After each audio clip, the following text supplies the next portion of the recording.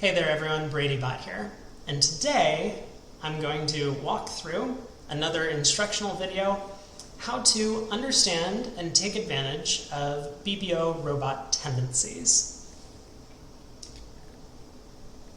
This topic has been done a couple of times on other channels, other YouTube channels, or on BBO forums.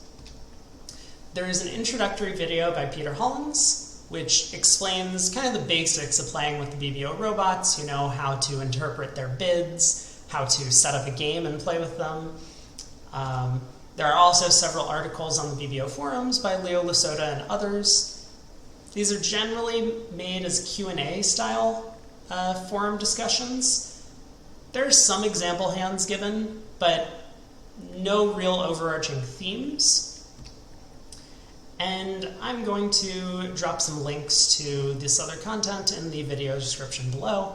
So if you're interested in taking a look at some of the better ones, then I've filtered some of those out for you, and so you can look through these at your leisure. Now, for my presentation, we're going to be diving a bit more into specific examples, more high-level concepts, and also one of the things that I don't think has really been done before is describing why the robots act the way they do.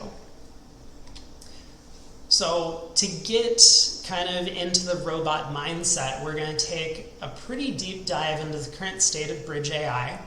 For those of you who don't know me, I am about to finish my master's degree in computer science, and I've worked extensively with artificial intelligence. I even developed my own Bridge AI for card play, which I will talk about a little bit later in this presentation.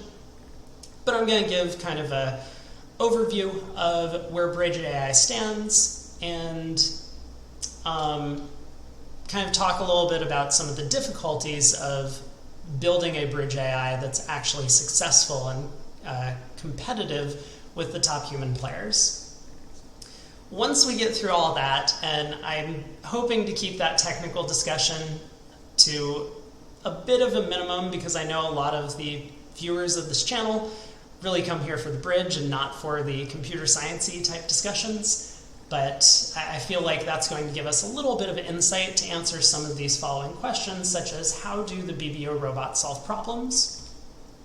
Once we understand how they solve their problems, then we can think about transitioning that into figuring out what kind of induced behaviors we can observe from their problem-solving methods. Next, once we have these induced behaviors, we're going to talk about how we can take advantage of these behaviors one by one. And in that part of the presentation, I'm actually going to show a ton of example hands to demonstrate just that this isn't like a once every 100 or 200 deal sort of thing. These behaviors crop up all the time when you're playing against the BBO robots, and I want to make sure that everyone understands them, as well as how to exploit some of the mistakes or kind of quirks that the robots present on a daily basis when you play against them. And finally, we're going to talk about some quirks that are specific to the BBO robots at the very end. So, if you came here for the bridge discussion, feel free to skip over this part. This is going to be a little bit technical. I'm going to try and describe it to people who don't have a lot of computer science background, but there will be a lot of terminology that I'm going to use to discuss the current state of Bridge AI. Chapters are in the video, so please feel free to jump ahead to the bridge-related topics later in this presentation. But here we go.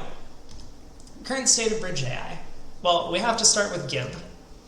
It has been BBO's longtime robot companion for 25 years now, more than 25 years. It was developed by Matthew Ginsberg in 1997. Ginsberg is a programmer from the US.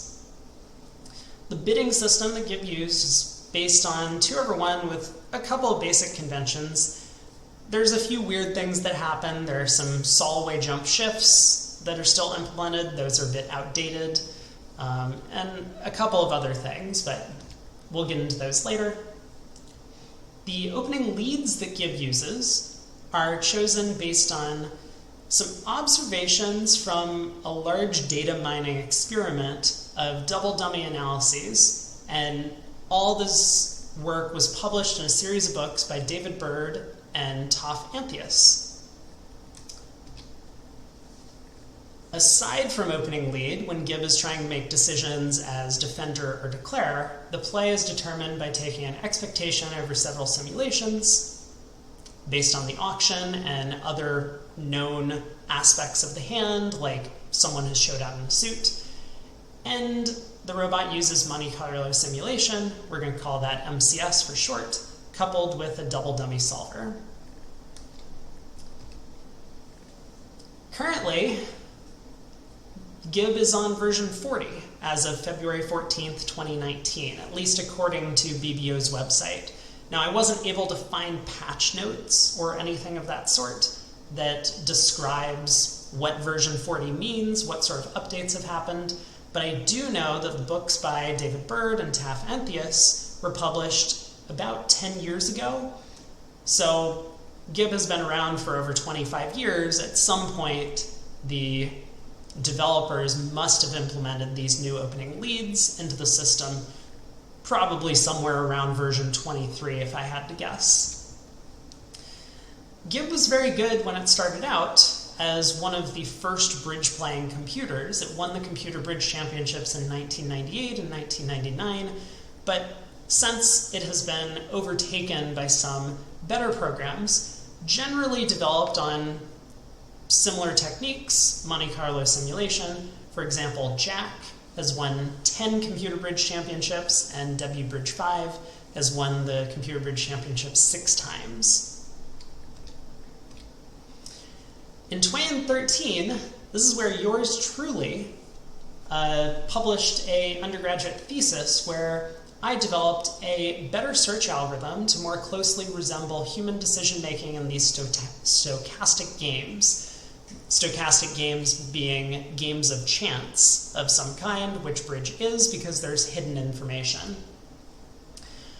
I wanted to focus on card play, so in terms of bidding, there wasn't any bidding. A final contract was simply assigned or simulated based on high card points and the fit of the two hands. This, of course, makes my bridge-playing AI not really a bridge-playing AI. It just focuses on declare play and defense, but that was about the best that I could muster as an undergraduate at the time, especially working by myself. The idea of the algorithm was fairly simple. Rather than simulate deals and compute a double dummy solution, instead, we're going to look ahead one step. And for every card that we could play, we pretend like we've played that card. We ask a model of our opponent what they would do in response to this play, given what they see between the dummy, for example, in their own hand. And then from that position, after our opponent's model has given us an answer of which card they would play, we then compute a double dummy solution to the resulting state. So this isn't a perfect answer to the problem. We would prefer to look ahead as many steps as possible before having to create a double dummy solver and solve a problem. But we do get to have the induced behavior of if an opponent is likely to make a mistake, we will easily see that in this process. So just kind of summarizing what we have, we're going to receive answers from the opponents for every possible play we make, and from that subsequent position, we're computing a double dummy result. The new algorithm that I had developed showed an interest in putting a lot of pressure on the opponents. For example, if it was on defense, it would frequently lead through king jacks when it has the queen or the ace, realizing that the opponent was going to be put to a guess. And it would do this early in the play.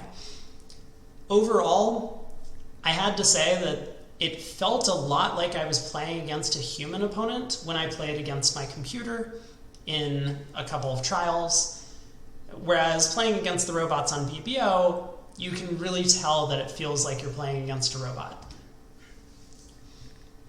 In comparison to the tests that I ran, I was just using a simple Monte Carlo simulation when I compared with my algorithm, and Gib might have some minor improvements. We don't really know. I never had access to Gib's code, so I'm not exactly sure what they do on top of Monte Carlo simulation, but we can be fairly confident that they run something pretty similar to the Monte Carlo simulation algorithm that I developed when I was comparing my algorithm. And over 1,000 deals that I ran as a test, the new algorithm ended up outperforming the simple Monte Carlo simulation by almost 3/4 of a trick per hand, which is an enormous margin. But if you think about it, it might not be that surprising. If there's one guess per hand where you can force an opponent to guess something early as opposed to, guessing it for them, right? Like imagine a king-jack combination where you have one of the two honors and you lead through the king-jack early in the play, then you're going to be doing about half a trick better than a robot who doesn't give the opponent a guess, right? Who always wins the ace when led towards the king-jack, and so essentially gives up the position whenever it's possible to do so. So 0.75 tricks per hand is a little bit better than just gaining one guess per deal, but it's in the same ballpark. Well, fast forward to the development of neural networks and their applications to games. Neural networks have showed a bunch of promise in first Go with AlphaGo, then chess with AlphaZero, and then DeepStack later is the AI for poker playing heads up.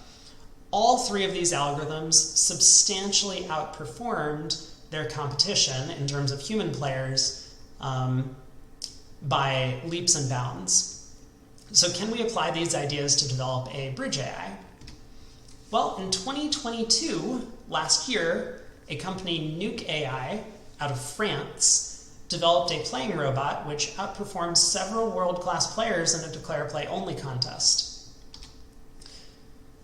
One of the issues with their results is that they didn't really publish anything. As far as I can tell, it's been over a year now, and they haven't published any methodology for how their model was developed. We know that it was some sort of hybrid neural network and classical AI-based thing, but we don't know exactly what they did to achieve the results that they got. And there's only one minor video feed. I will post a link to it in the description for evidence of the competition. Now, personally, I'm a bit out of the loop on this, but I have heard some gossip among bridge players that suggests the competition wasn't exactly ideal for a variety of reasons. I don't want to speculate or get into a lot of the second or third hand information I've heard, but as one specific example, similar to the AI that I developed, which was a play-only agent, without bidding, you lose a vital aspect of the game of bridge that experts frequently use to make their decisions, and that's inferences from the auction. As a final thought on Nuke AI, even if we take a look at this in the most optimistic light, there's still just a long way to go before we have an AI rivaling the best players in the world. And that's because declare a play is inherently a very easy thing to do. You don't have to worry about what your partner's doing. You are the only player on your team for the duration of that hand. Whereas bidding and defense, you have a partner that you have to work with cohesively to form a plan. And that's something that doesn't seem to have been well developed by any of the bridge playing algorithms that are in existence, including this neural network. Great. We've got through all of the technical details. Hopefully, you now know a little bit more about how bridge AI works and how the robots kind of utilize their, or go about their problem solving. And so we can talk about how BBO robots solve problems. So in the bidding, Every bid in every auction has a defined meaning. Now, the asterisks are there for a reason. This isn't exactly true. We'll see an example of this a bit later, or at least I will give an example of this a little bit later. But in general, BBO robots have a pretty well-defined system in most scenarios. Like, if you hover over a bid before you make it, it will give you a very, very well thought out description of what that bid shows. And your robot partner will assume that you have a hand that looks like that and make a bid, that follows it up. Now, until a couple weeks ago, I would have said that the robots choose the bid which best fits the hand given the auction. What I assumed was happening, and again, I don't have access to their code, so this is a little bit of speculation based on my understanding of Bridge AI in general, is that they would have selected all the bids that could describe their hand and then ranked them in some order. Like maybe they could open a heart or they could open a no trump. They're 15 to 17 balanced with a 5-card heart suit. They pick one or the other. Not the greatest example. I would expect them to open a no trump essentially 100% of the time there, but you get the idea. If they had 2 bids that could describe the same hand, they choose whichever one fits more categories or something like that. But what I realized is that it seems like they choose any bid which fits the hand given the auction.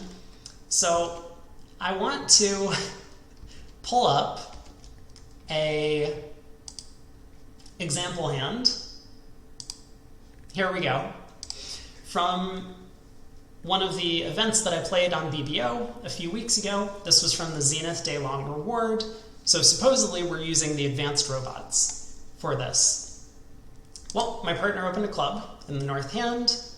That looks like the correct opening bid to me. Some people might open the hand 2 clubs, especially if you had some sort of cokish system or whatever available. I don't know. Was this like a 1-loser hand or something? Regardless, I would prefer to start showing my suits at the 1 level. So 1 club, East bids 2 diamonds, preemptive, not going to get too much into the auction, wouldn't be everyone's choice. I elected to make a negative double. Once again, not going to get too involved in the auction. West passes. And our robot partner elected to bid 3 no trump with 7 clubs and 5 hearts. Now, you'll note that my negative double conventionally promised 3 or more hearts and 3 or more spades. So North knows that we have an 8-card heart fit, at the very least. And you have to imagine that playing in 4 hearts would be better than playing in 3 no trump. Now that could depend on the opening lead. We have 13 tricks on a non-spade lead. But regardless, we happen to be called for 7 clubs and 7 hearts, and 3 no trump is frequently just going down the auction, as you see here. Well, when we hover over 3 no trump and look at the description, it says 3 or more clubs, 5 or fewer hearts, 5 or fewer spades, 19 to 21 high card points. We're counting this, and I get to 16, but 22 or fewer total points, and likely stopper in diamonds. Now, just based on this description, if we ignore the high card point count, which, a hand with 7, 5, and 2 suits, we probably can ignore the high card point count a little bit. This is a fairly good description of what North has, but there should be a better description. Now, my guess as to what happened is that the robot went in order of what bids it had available to it and didn't reach a bid that it thought was good until it hit 3 no trump. Once it saw 3 no trump, it said, that's pretty good, and it stopped looking. I can't be certain that's what's going on, but it looks like that's what happened. It went through the options. Pass, no good. 2 hearts, no good. Hand's too strong. 2 spades, I don't have spades. 2 no trump, nope, not the right description. 3 clubs, once again, hand's too strong. 3 diamonds, I would probably bid 3 diamonds with North's hand. I think that bid is very reasonable. At least you establish the game force, and then you have time to find out if you can be making a slam. My second choice to 3 diamonds, I think, would just be to blast 6 hearts. Or maybe 5 no trump if that was pick a slam. But something along those lines. So I probably wouldn't consider any bids between 3 diamonds and 5 no trump. But if we get past 3 diamonds, North can once again say 3 hearts, nope, hand's too good, 3 spades, don't have spades, 3 no trump. Oh, wait, we have a bid that almost perfectly describes our hand. Let's stop looking. And so just pick 3 now. Okay, well, so this is a funny thing that happened. There are other examples, but I don't want to dwell too much on this one topic. So let's head back to the presentation. And we already happen to have discussed what happens for opening leads, but quickly to just mention it again, it pulls from these heuristics based on large data collected about the best double dummy leads from these 2 books. And declare play defense. So to get into the basics of what Monte Carlo simulation is, without using any sort of technical terms, it deals out all the missing cards based on known information and auction definition. So known information means, like, if someone showed out in spades earlier, you're not going to start dealing them any spades. You know that all the spades are in the other hand. And auction definitions, this is going to be based on, we open a no trump, they're going to expect us to have 15 to 17 high card points and, at most 2 doubletons, no singletons, at most 5 cards in a suit. So, all of these things, unless proven otherwise, they're going to simulate our hand based on these sort of definitions. Then, once they've simulated the layout of cards, they assign scores to every legal play based on the double dummy analysis of the layout. They're going to repeat this process multiple times, take an average, and the card with the highest average score is the one that they choose. So that's how the robots actually solve their problems, and we're now going to start getting into more of the meta of this. So all of this previous stuff has mostly been done before. I'm sure people have explanations of all of these topics, but here's where we get into the new stuff and the meat of this presentation. What induced behaviors are we going to observe, given that this is how the robots solve problems this way?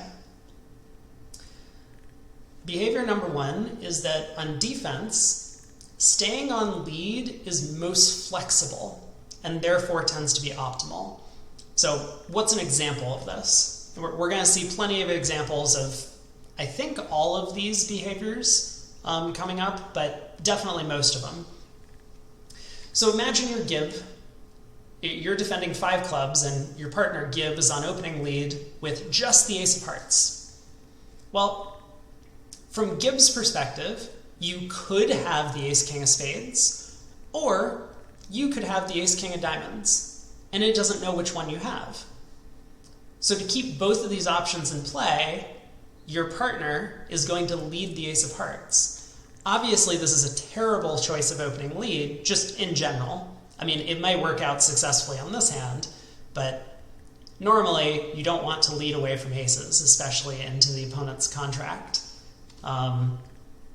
And so this probably won't work out for you, but the robot is thinking that, well, if I can stay on opening lead, like maybe I need to give partner a heart ruff, maybe I need to switch suits. If it instead just guesses randomly to lead a diamond or a spade, it's worried about giving up all of the possibilities that it could have done something better at trick 2. So as declarer, what does some of this mean? It means postponing guesses as long as possible is the optimal thing for the robot to do. The reason for this is something called the horizon effect. When you think about classical AI, you can look that up if you're curious or if you already know what it means. But basically it means that, let's suppose the robot is trying to guess a queen, right? It has ace jack third opposite king 10 third. If it plays low to the jack, it's only 50-50 to do the right thing. But if instead it, say, cashes the ace of a side suit, because it is simulating double dummy, it now believes that it's going to guess the queen 100% of the time later in the play. And so cashing the ace of the side suit is desirable because it postpones the guess until later, and therefore the robot thinks that it's going to guess correctly 100% of the time. So another induced behavior that we see is on defense, Gib is often going to resolve guesses for declare. This is similar to this concept of guessing a queen. It's going to think declare is going to guess the queen 100%. So it'll lead away from queens because double dummy, declare is always going to do the right thing. And for similar reasons, if it sees the king, jack, and dummy and you're leading up towards it, it's just going to hop up with its ace most of the time because it thinks that you're going to get the guess correct. Another induced behavior, and this is due to the opening lead style that it's been given, is that passive opening leads only really cost you tempo. They don't really cost tricks. So if you imagine like you lead away from a queen, you might blow up a suit where your partner has the ace, right? Or the ace 10, for example. Declare has king third opposite jack doubleton. You lead away from the queen, it gives up a trick. Whereas leading away from 3 small, or doubleton, is only really going to cost tempo or might resolve a guess for declare that the robot's belief is declare was going to guess correctly anyway. So passive opening leads tend to happen. And finally, a strange thing that happens is that the robots rarely continue attacking the same suit on defense. And the reason for this is that it's less likely to produce tricks after one round of the suit has been played. So consider 2 scenarios. First, in no trump. You have king, queen, 5th of hearts, and you lead a low heart and your partner wins the ace. Well, as a human player, you would expect that your partner just returns a heart, right? You run 5 rounds of the heart suit and then you can switch to whatever. Probably based on your partner signaling you, something that the robots don't do. But from your partner's perspective, your robot partner, it's very unlikely that you can take 5 more tricks in the heart suit after you've already played 1 round of the suit, right? Your opening lead, for all it knows, could have been a singleton. You know, that would be a little strange, but it could be a doubleton, it could be from 3 small. And it's far more likely that, especially if your partner is looking at, say, like a doubleton or 3 small spades in the dummy, you might be able to take 5 spade tricks if you have the right spade holding. So switching suits is more desirable because once 1 round of hearts has been played, you've lost the ability to take a large number of tricks in the suit. Now, this is one of the things that humans do a lot better than robots because we have this conventional understanding, especially against no trump, where we lead 4th best from our longest and strongest. And therefore, unless our partner has a very good reason to switch suits, they will just play our suit back because that is where our strength lies. But for your robot partner, it doesn't work that way, and therefore you end up, not cashing out when you just have the first 5 tricks. Now, if we flip over to suit contracts, similarly, you lead to your partner's ace at trick 1. Declarer is now more likely to be void in this suit than they are in a different side suit. So it's better for your robot partner to switch suits because you might be able to take more tricks in a different suit before declarer can ruff. So that's why you'll sometimes see the robots win an ace and then play to their partner's ace and then get that first suit back to their king and then, switch to a different suit or something on defense. They just alternate between the 2 suits because every time you play a round, declarer is more likely to be void in that suit. So how do we take advantage of these basic behaviors? Don't worry, I promise that the fun part is coming soon. I'm going to show you some example hands, but I do want to get through the technical process so that we can appreciate the behaviors and understand, underlying principles. So the first behavior that we said, on defense, staying on lead is most flexible.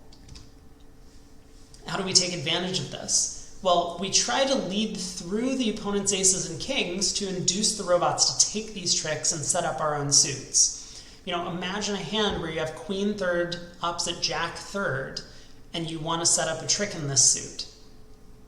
Well, against human defenders, we would never touch the suit. If we led low to the queen, left-hand opponent would duck, right-hand opponent would win an honor, finesse through our jack. Especially if we were playing no trump, we might give up 5 tricks in this suit by doing this. But against the robots, if you lead low towards the queen and your left-hand opponent has king fourth, they might just fly king, being worried that you could have the ace. And similarly, because they want to be on lead because they think they can make the best switch or the optimal switch, they're going to be more inclined to win the trick. Similarly, if we have a suit holding like king third opposite 3 small or king third opposite queen third, we could lead low towards the king and our left-hand opponent might just hop up with the ace, giving us 2 tricks in the suit. The second behavior is that as declarer, postponing guesses as long as possible is what the robots tend to do. This one is a little bit tricky to take advantage of, but sometimes if you see this happening in advance, you can try and tap declarer out of trumps or set up a side suit in no trump so that them taking a late finesse in the hand would be a little scary. Oftentimes they just delay and never perform their two-way guess until they've cashed out all of their side winners, and then they get to this position where they thought they were guessing 100% of the time correctly, but eventually they realize that if they take the finesse and they're wrong, they're going to go down. So they just cash the ace-king. The third behavior that we talked about is that on defense, Gib is often going to resolve guesses for declare. This one, there's a pretty popular mantra: if they don't cover, they don't have it. So for example, if you have a trump suit, like ace jack fourth opposite king 10 fourth, you could cash the ace and then lead the jack, and the robot will frequently cover with the queen if they have it. So you can pick up, queen third onside as well as queen doubleton offside in this situation.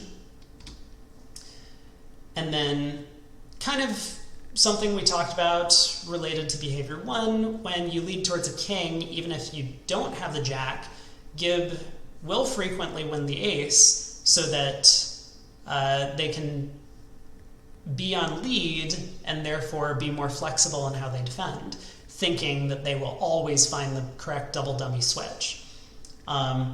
So you might be able to pick up an offside ace by ducking one of these tricks if they don't hop up with the ace. And surprisingly, we will see an example of this later. The fourth behavior we talked about is that they make passive opening leads a lot of the time. So a couple of things to be aware of. If you're thinking about opening the bidding and you have a holding such as ace king queen fifth, you can be pretty confident that the robot is going to lead that suit into you, because they're very likely to have 3 small cards in the suit, and that's just going to attract them to that passive opening lead that they so much desire. So you can tend to upgrade hands when you have these very, very strong, solid suits in them more than you normally would, because you might expect to get a passive defense, and that'll allow you to pitch a lot of your side losers before the opponents get in. But on the flip side, if the robots do make an aggressive opening lead away from an honor, it's often right to just start placing them with a whole bunch of honors in all of the other suits. And this is due to the fact that they're so likely to make a passive lead when they lead away from a jack or a queen or, God forbid, a king.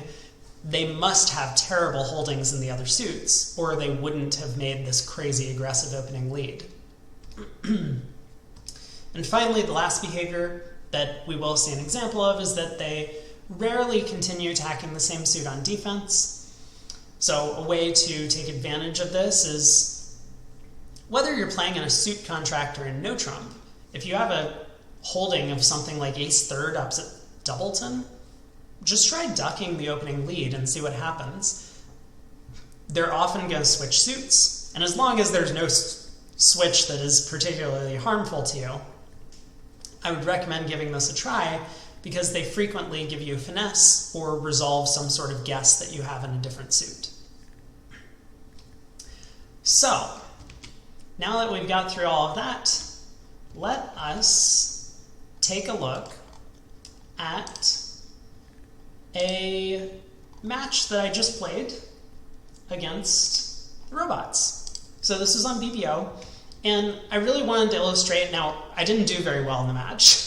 We lost by 16 imps, and all these boards are scored imp-wise. But I wanted to illustrate that these things that the robots do aren't something that comes up once in a blue moon, or once every 200 or 300 hands. These come up all the time, and if you understand what's going on, you can start taking advantage of it and kind of improve your robot game, if that makes any sense whatsoever. Maybe a bunch of you who are watching this video don't play robot tournaments on BBO and just tune in for the hilarious content that is produced, in which case you can ignore it and just continue laughing at both myself and my robot partner. But for those of you who are actually curious about how I utilize some of the differences in the robot play, I have, I think, 7 examples. Yeah, I have 7 example hands. So out of the 16 boards that I played in this match, 7 very clear examples of these behaviors that we just listed do take place. So here's the first example. Pass to me, I had a 15 count, I opened a no trump. West on opening lead chose the 8 of clubs. No surprise here, among all of the suits available to West, clubs is the most passive because he's leading away from as few honors as possible, or the cheapest honors as possible. It's much more likely to blow a trick leading away from a queen than it is leading away from a jack. So the 8 clubs opening lead, I played low from the dummy, and guess what East played? East played the ace. Now, this isn't terribly surprising to me, and this isn't the only example of an unusual robot behavior that we'll see on this hand, but in terms of simulating what possible holdings West could have, right, East doesn't know that their partner is trying to lead a suit where they can set up tricks. So the 8 of clubs lead could be from 8 doubleton, it could be from singleton 8, it could be from jack 9-8 or king 9-8, but those holdings are probably a bit less likely. And more importantly, if East were to duck this trick, they would be giving up on the possibility of taking, say, 5 or 6 spade tricks, right? As South, I could have queen doubleton of spades having opened a no trump. West forgot to lead a spade from ace queen jack 6th, and you just have the ace of clubs and 6 spade tricks off the top, right? Not a human thing to do. Everyone would lead a spade from the West hand in that case, or might overcall over a no trump, but that's something that East is thinking about. So East wins the ace of clubs. Okay, that's friendly to us. We've set up a couple of club tricks. East does switch to a spade. Kind of ignore the robot's carding. I'm not going to get too deep into that. So the 6 of spades is returned. West wins the queen, and West now, once again, has all of these options about it could lead hearts, it could lead diamonds, it could go back to clubs. But now that it doesn't have any honors and spades to lead away from, it is quite content to just return the spade suit. So this goes to the king and ace. And now I perform a kind of a clever play to try and induce one of these behaviors that we've talked about. I lead a diamond out of my hand. Now, any human player would, of course, not win the ace of diamonds here. They would just stick in the 10. let declare win the queen, and let declare go about his business. But this West, thinking, well, what if my partner happens to have a bunch of good spades over there, right? East could have Jack 10 third of spades remaining. Isn't that possible? So West hops up with the ace of diamonds. We're able to set up 2 diamond tricks, and this secures 10 tricks for us in total after the spade return.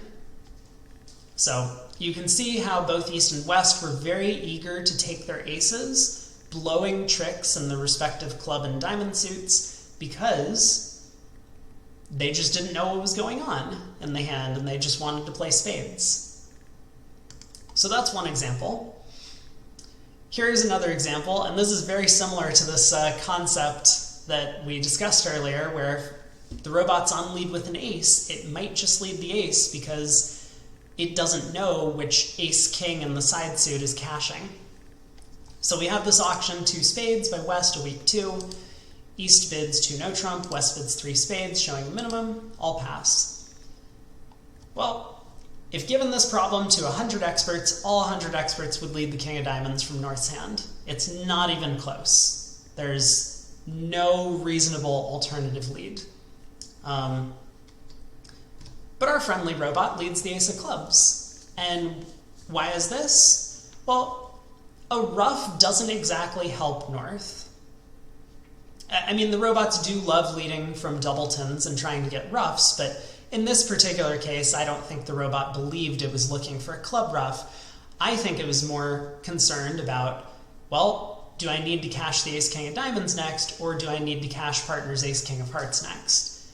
And this is kind of a foolish thing to do. You know, if we back up for just a second and ask double dummy Gib what it should have done, well, in this case, we can of course see that leading a high diamond or a heart followed by a diamond switch would have been the best defense for our side. So North leads the ace of clubs, and West Gib makes short work of this hand, cashing the ace of spades and then pitching a diamond on the club queen very carefully. Our partner roughs in with the spade king, cashes the queen of diamonds, switches to hearts, but declare has their 9 tricks. So on the next hand, we have pass by our partner. East opens a diamond. We pass, which passes out. We elect to lead fourth from our longest and strongest, because that is the correct thing to do most of the time. So we lead a spade. Dummy plays low. Our partner wins the jack and switches to diamonds. Now, this doesn't hurt. In this particular instance, the diamond switch doesn't really cost us anything. We can set up tricks in both diamonds and spades, and partner is kind of getting finessed through both of the round suit honors. But it's very weird. When this jack of spades wins, any normal human player would know that their partner has this spade holding, right? I mean, a 4 or 5 card suit. You don't know how much, but necessarily that means, given all of the low spade spots in dummy, returning the suit will set up at least 2 spade tricks for your partner. So the diamond switch could be quite costly. I mean, for one thing, it might just set up declare's diamond suit if they have something like king jack 10-9 in hand. But additionally, you're just giving up on this thing where you could have returned partner's opening lead and set up at least 2 extra tricks in the suit, and possibly more if your partner has a 5-card suit over here. So the diamond switch is a little weird. We win the jack, and then play continued from here. Well, here's another example of the opening lead choices from robots, and we kind of talked about this. West here opens 2 no trump with their 20 high card points. East bids 3 no trump. All pass. If I was sitting West, I would be 100% convinced I was getting a club lead, And lo and behold, there it is. We get the club lead. Now, any human player would have led a spade. You know, some might lead a heart, I guess. It's possible. I don't think anyone would choose a diamond. That would probably be the fourth choice. But the club opening lead is by far the most passive.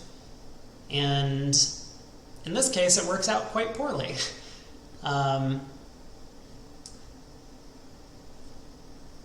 So, you know, after the club opening lead, not really knowing what was going on, when Declare led a diamond off dummy, I won the ace, and I have to guess, you know, what am I supposed to do? So partner, sitting all up on his high horse, is going to think, well, of course, you should have found a heart switch here, right? But that doesn't seem very natural, does it? So I switched to the queen of spades, Declare won the ace, and Declare took the rest of the tricks, using the diamonds to pitch his heart losers from hand, so Declare ended up with 11 or 12 tricks. On a spade opening lead, especially if you're playing something where, you know, some sort of Smith signaling where you can lead a low spade, and then after a diamond, your partner can give some sort of discouraging Smith signal. However you do that, the 10 of diamonds maybe. Now we might suspect that it's time to switch suits rather than continuing spades. It looks like Declare has set up the diamond suit in dummy. We would have to guess, do we switch to clubs or hearts? But those would be the things that we would be thinking about as south. So anyway, just kind of another example that maybe you should be leading fourth best from your longest and strongest against no trump auctions. Continuing on, we're up to board 11. You know, I think this is the fifth hand that demonstrates one of these pretty typical robot behaviors. So our partner leads the king of hearts. King from ace king. This is pretty normal after we had this auction where the robots get to 5 diamonds. And then our robot partner does not continue the ace of hearts and instead switches to a spade. Now, this doesn't seem to be all that unusual, I would say. We will note that our 4-heart bid did not specifically show a preempt on this auction, so our partner could have been just giving up the ace of hearts if Declare had running clubs, for example. Declare pulls trumps, runs the club suit, and then pitches a heart loser. So I think it's very weird to switch to a spade for this reason, but this is kind of an example of at trick 2, where our partner is kind of like giving up a guess in the suit. We easily could have had the spade queen that might have been protected, and Declare likely would have guessed it wrong given the auction, right? The 1-heart overcall is much more likely to hold the queen of spades than the 4-heart preempt. So Declare covers with the 9, wins the king, but now at trick 3 we see another one of these funny behaviors where Declare is postponing a guess that they could have made for later. So all normal players would either like cash the ace of diamonds here, or maybe they would have won the ace of spades earlier and tried a diamond finesse of some sort, you know, lead the queen of diamonds or lead a diamond to the 10, something like that. This Declare leads a club at trick 3 to the ace, and only now goes after the diamond suit by playing a diamond to the ace. So why did Declare play a club to the ace? Well, the reason was that cashing the ace of diamonds would be very committal earlier. So by postponing the decision about how do I play the diamond suit, Declare was able to make themselves believe that they could resolve the diamond suit with just having one loser. But once they played a club to the ace, now they got scared, right? They can't cash the ace of spades, this might get roughed, They can't cash a second round of clubs. This might get ruffed. I suppose they could have ruffed the Queen of Hearts. Maybe they should have. But essentially, they just decided, now I have to make a choice in the diamond suit, and they went with the percentage by playing a diamond to the ace and a diamond back towards the queen. And something funny happened on this hand, which I didn't even realize. So Declarer could just claim at this point, right? Declarer could technically just play a spade to the queen and ruff a spade. Declarer continued by pulling all of the trumps and then taking a spade finesse. I don't know what behavior that falls into. I'm not exactly convinced that they had a full count of the hand. You know, for example, our partner could have had Jack third of spades and Ace Jack sixth of hearts. Is that true? No, maybe they did have a full count of the hand. But regardless, I mean, this was just a funny thing that happened towards the end of the deal. Anyway, Declarer made their 5 diamond contract, but there were a couple of funny things that happened along the way. Here's another example. So this is something we kind of talked about. We get to 4 hearts on maybe not a great auction. But East leads the king of diamonds, and we discuss this possibility of sometimes it's good to just duck the first trick, leave them on lead, and they might resolve a guess or give you a finesse. So the king of diamonds holds trick 1, and East now is, of course, scared that North, the concealed hand, might have the jack of diamonds. Doesn't continue diamonds, and instead switches to clubs. So this gives us the club finesse. There's not much more to the play of this hand. We end up going down 1. We just have a club, 2 diamonds, and a spade to lose. There's nothing we can do about it. But just an example of how if you duck the opening lead, they're probably going to switch suits. Aha! So board 15 of the set, I didn't actually think I would have an example of this. I think this situation is fairly rare, but let's take a look at one of the behaviors that I had talked about earlier, which is that if you lead towards a king and they don't hop up with the ace, they might not have it. So we opened a no trump. We had a good 14 count with a 5-card suit. Seems like a reasonable thing to do.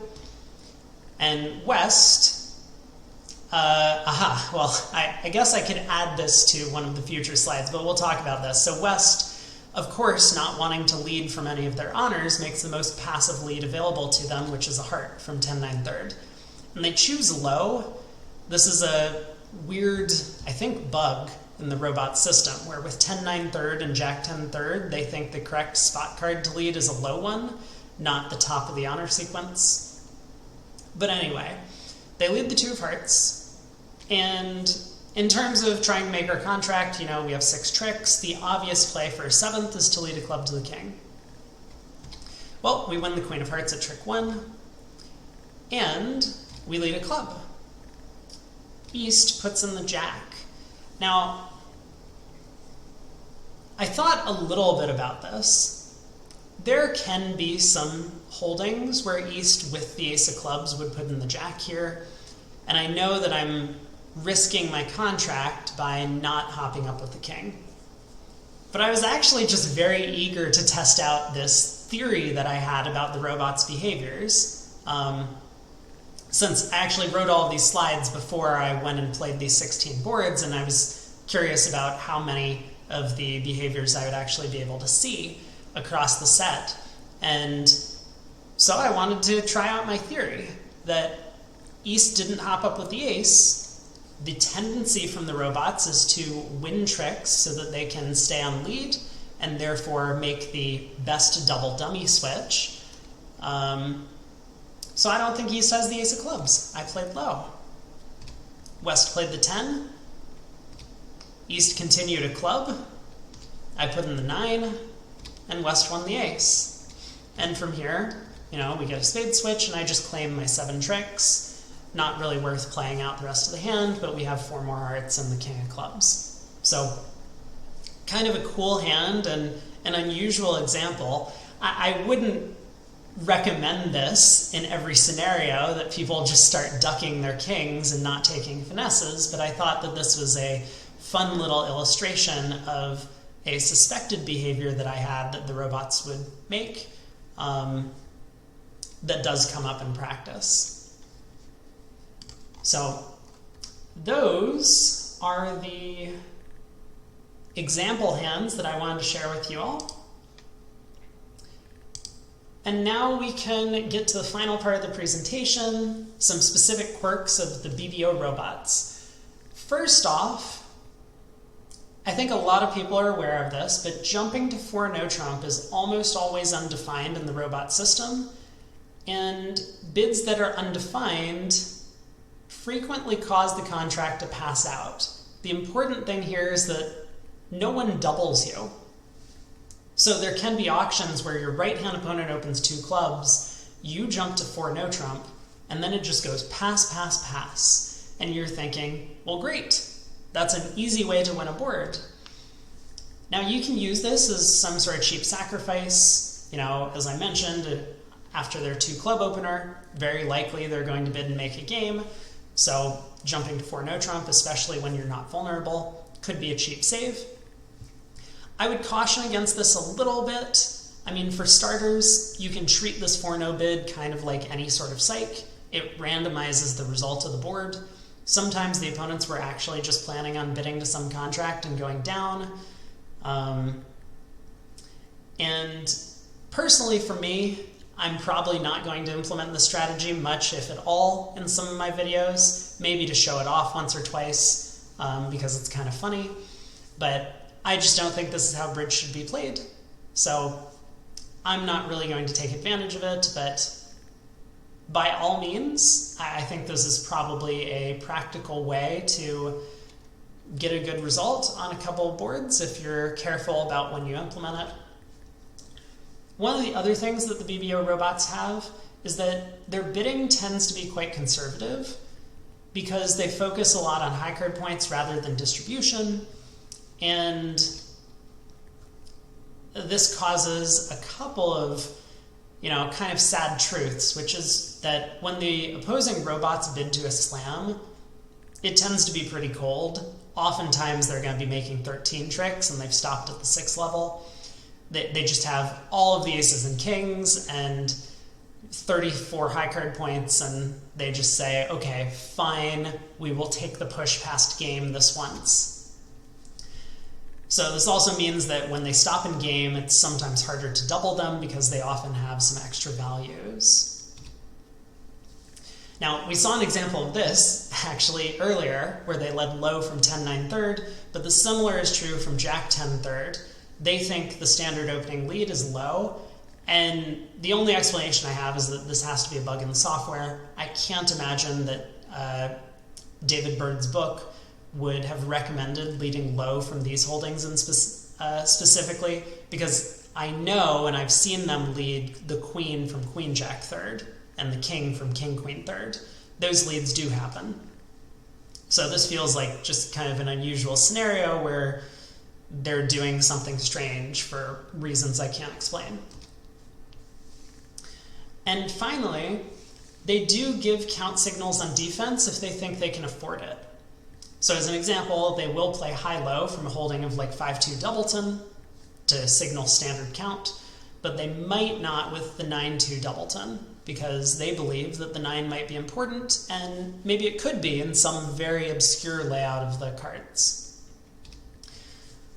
How do you take advantage of this? Well, as a declarer, if you have good card reading ability, then you can usually work out the exact enemy holding in a suit after just one round of the suit. Sometimes you can work it down to like 2 or maybe 3 possibilities, but for the most part, you should have a pretty good sense of the count of the suit and maybe some of the honor locations.